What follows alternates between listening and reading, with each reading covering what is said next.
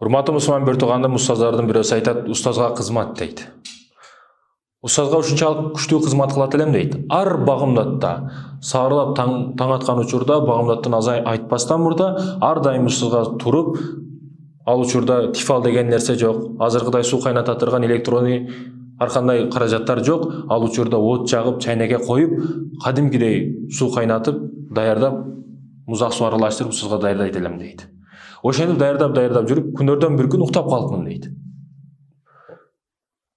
Уктап калып, устазым бул жактан чыгып келип атканын көрдүм дагы, чуркап эшикке чыгып, эмне кылышты билбей калдым. Азыр бул ыстык сууну жылытууга убактым жетпейт. Устаз келип атат бул жактан. Жылытайын десем убакыт жетпейт. Ал жактан устаз суу сурап калды. Эмне кыларымды билбей калып, баягы чакада турган сууду, муздак сууду идишиме куйдум дагы, устаз деп, даратыңызды алыңыз деп чуркап устазга бердим. Устаз берсем, баягы идишти кармап, устаз мынча ыстык кылып жибердиң бүгүн сууду. Бүгүн жылуураак экен сууң. Даратка сууду жылуураак кылып берипсиң, карабайсыңбы деди дейт. Карасам баягы суу кайнап кетиптир дейт. Устазга болгон урматсый урматым мусулман бир тууганым. Ар бир нерседе, бизнесте болсун, спортто болсун, ийгиликке жетемин десең, устаз сөзсүз, мугалим сөзсүз тандашың керек. Мугалимди көбүнчө айтышат, мугалим шагирт тандабайт, шагирт мугалим тандайт дейт. Мугалим дагы шагирт тандайт, шагирт дагы мугалим тандайт. Сен күчтүү бизнесмен болом десең, күчтүү бизнесмен устаз тутушуң керек. Эгер күчтүү молдо болом десең, эң күчтүү Кыргызстанда ким? Ошону шагирти болушуң керек. Күчтүү жетекчи, лидер болом десең, азыр күчтүү лидер, жетекчилер ким? Ошолорду алдыга барышың керек. Эмне үчүн урматтуу мусулман бир тууганым? Себеби алар 20 жыл, 30 жыл кыйналып топтогон тажрыйбасын үйрөткөн учурда 2-3 айда үйрөтүп коет. 30 жылдап, 20 жылдап топтогон тажрыйбасын, сабактарын сага үйрөтсө, бир адам үйрөтө турган болсо, узагы 2-3 ай үйрөтүп коет. Ошондуктан устаз кармаш керек, урматтуу мусулман бир тууганым.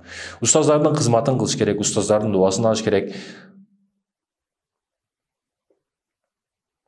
Жеке мен дагы, урматтуу мусулман бир тууганым, медреседе окуган учурубузда устаздар келет эле.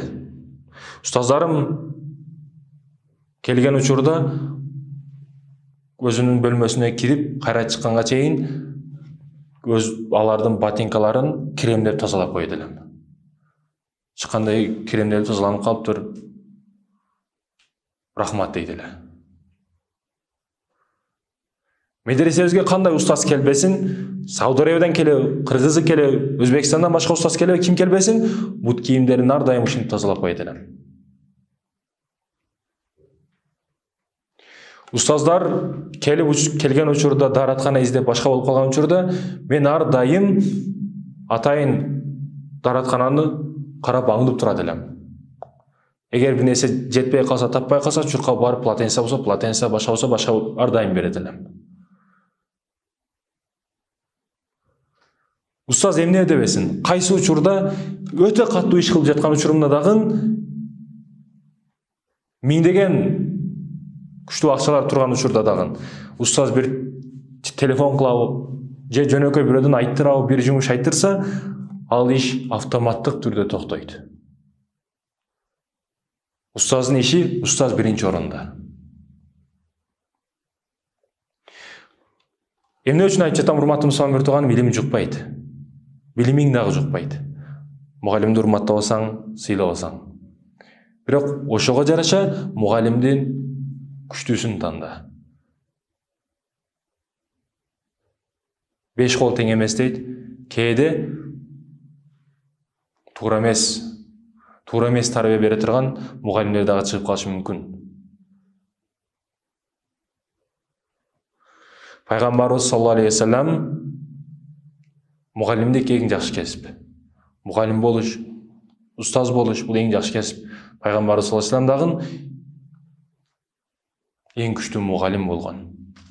Bundan жөнөкөй эле бир мисалы, бир жаш жигит мен шарияттын бары жогу жагатмага зина кылба дегени жакпай атат. Кыла берейин, мага уруксат бериң дегенде пайгамбарыбыз урган жок. Ага ушул жерден пайгамбарыбыздын эң күчтүү мугалим экендигин билип койсок болот. Пайгамбарыбыз жаш жигит чакырып, ушул мен дагы карындашым бар, эжем бар. Сен дагы эжең барбы? Бар. Сен кылган ишти башка бирөө эжеңе кылса, калайсыңбы деп койду. Болду, ушул сөз жетти ага. Башына оруп кыйнап, ошон үчүн көп мугалимдер психолог болот. Кимге кандай мамиле кылышты билет. Ошондон урматтуу мусулман бир тууганым, мугалимсиң, бул сыймыктуу кесип. Сен билим берип жатасың, илимди таратып жатасың. Алымдардан, илимдүүлөрдөн илим эле калат, байлык алтын күмүш калбайт. Пайгамбарлардан дагы.